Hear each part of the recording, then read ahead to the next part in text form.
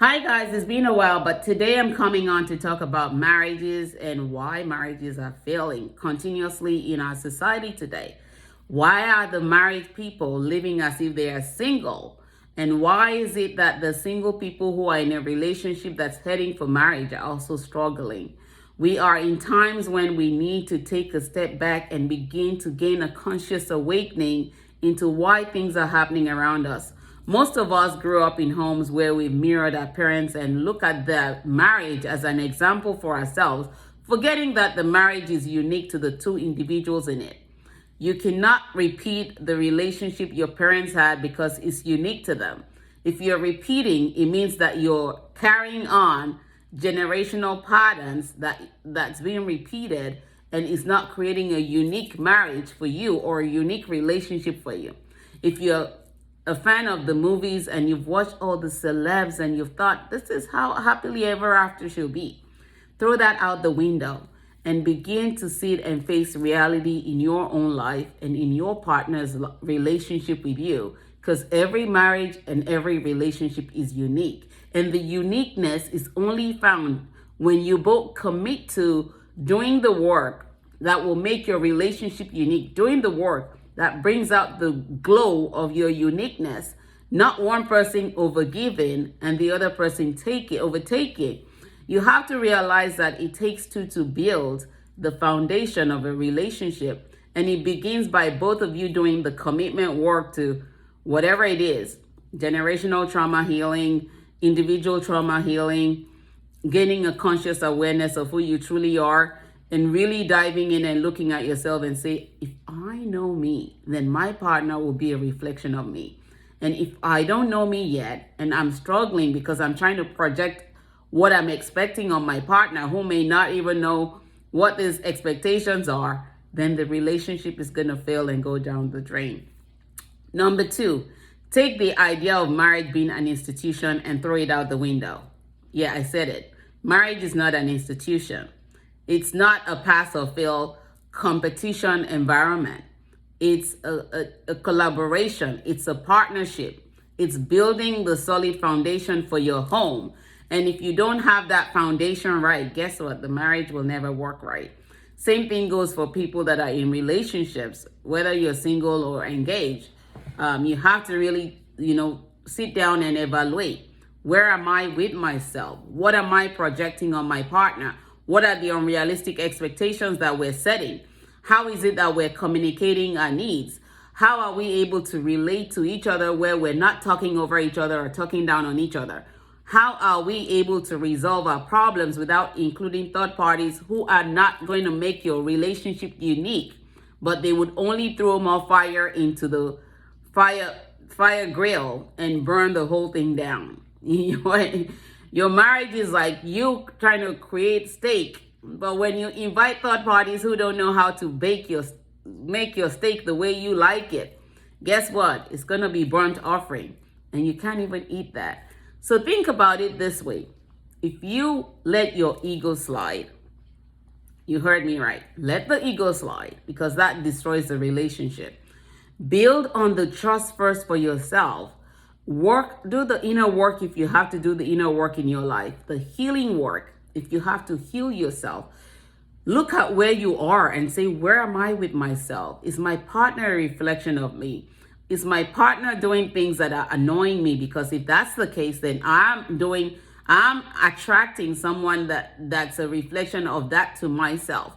And as you begin to do the work as an individual, commit to also doing the work as a couple for your relationship, because every relationship, like I said, is unique, and it takes the two people committing to creating that uniqueness to bring it to fruition and to continue to nurture it and grow it as you continue to evolve, because there are different phases that you will go through in a marriage.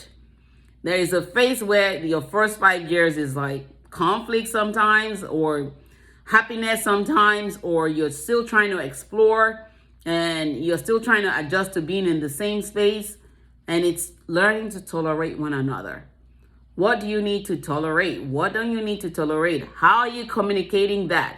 How are you resolving any issues to where you're going to bed without bringing it back up the next day, because every day is also unique to you.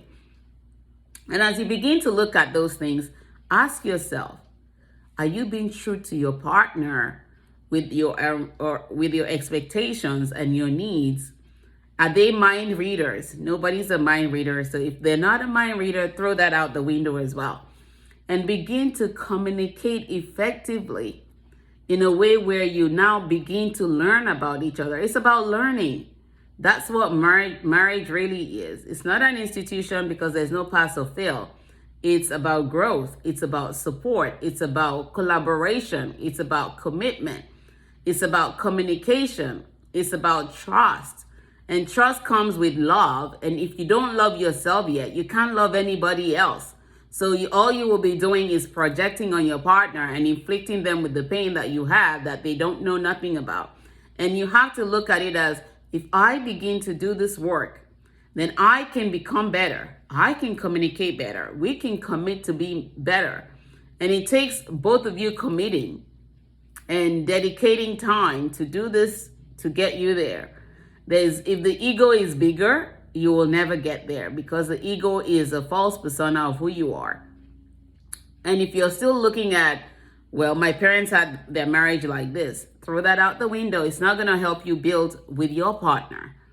If you're single and you're hoping to be engaged and get into a marriage, take a look at where you are with yourself emotionally, spiritually, mentally, physically, financially.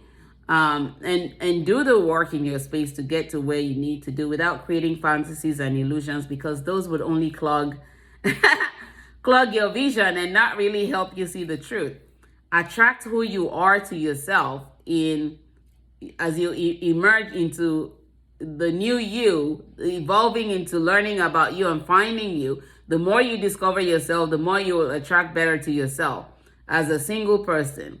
And as you're looking to attract better to yourself, as you become better to be the best in a relationship, in a marriage, ask yourself daily, what am I doing to evaluate where I am on a daily basis so that I'm not going to project anything on my partner? I'm not going to compare the relationship. I'm not going to solicit advice from people that are not in the relationship. I'm not going to take it to family members to begin to dissect on the table. No, we're not doing that. That's not healthy.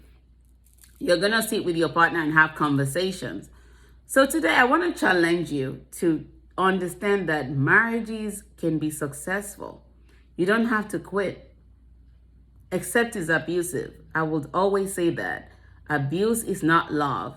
Abuse is trauma. And if you're in an abusive relationship and you're losing yourself, get out to find yourself. If it's not abuse, you both can commit to doing the work. It's never too late. You don't have to leave like single individuals in the house. I'm going to this party. I'm going to leave my life. But you're not happy when you come back home. That's not the life you want.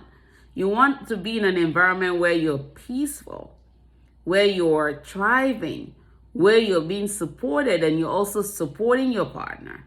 So take a deep dive and ask yourself, what can you do? Because your situation is unique. I can't speak to it because I'm a third party and I'm not in it. Ask yourself and write those things down. What can you do to make a difference in your marriage today? Remember, you're not a statistic. If you're a statistic, your marriage is not unique to you. If you're a statistic, your relationship is not unique to you, because every relationship is unique to the couple. And if you're allowing people to compare your relationship and tell you this is how your relationship should be, then they're telling you how you should create your uniqueness, and it's no longer unique in that place, because only you and your partner can birth that uniqueness into existence. And it takes two people doing the work, not three. Two people committed, dedicated, willing to be humble enough to support one another, to evolve, to learn, to realize, and to become conscious of those things that are taking your relationship down the line into the stream and making it wash away. It's time to come back home to the relationship and understand that when you do the work, the marriage will work. Not everybody's meant to be in a marriage, and not all marriages are meant to last, because if it started on the wrong grounds, it will not last. But the goal of a marriage is to live long term, not quit in between. If you're quitting, then there's a need to reevaluate. And when you reevaluate, you can always come back. I've had clients who were divorced 21 years and are back together. I've had another couple who were divorced 15 years and are back together. I've had a couple that are were apart 10 years and they're back together. So there's nothing that you cannot do if you're willing to humble yourself enough to do the work in your own space.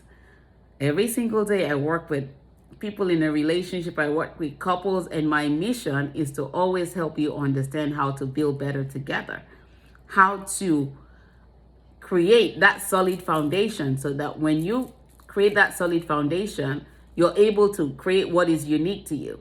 Remember, every house has a foundation, but not every home has the same layout. And you have to create the layout you want in your relationship. You have to create how you want to communicate with each other. You have to create how you want to create the intimacy that will work for you together. You have to create what is a learning journey for the two of you, so that you can build together. And no house was built in a day. Understand that. It takes a couple of months to lay a foundation to where your foundation is not shaky, or the house that you're building is not sinking. So don't think about your relationship as an overnight success. Nothing is overnight.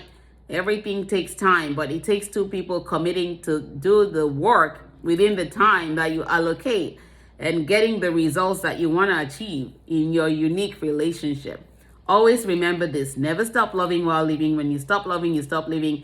Loving starts with you first. When you love yourself enough, when your cup is overflowing with the love that you need in your space, it begins to become easy to attract the love that you need to complement you. And that love will continue to help you build on trust and continue to help you create the light that you are. And you both shine bright that no one can dim the light in your marriage. Remember, if you're single, date privately. Let me repeat that. Date privately, court consciously, and marry wisely. That's a quote from my book on Becoming Restored. The goal is to date privately. Nobody needs to know your business, because if they know, your marriage or your relationship is no longer unique. So keep your business to yourself and do the work between yourselves. If you have to talk to the walls in your house, that's okay. You will always come back and say, you know what, honey, we need to work things out. And the more you work things out, the better it becomes, just between the two of you. No third parties. And the more you're committed to creating the uniqueness in your relationship, the better it becomes, the more happier and peaceful your environment is, and the longer you can make you work and last forever. You all take good care. God bless. Bye-bye.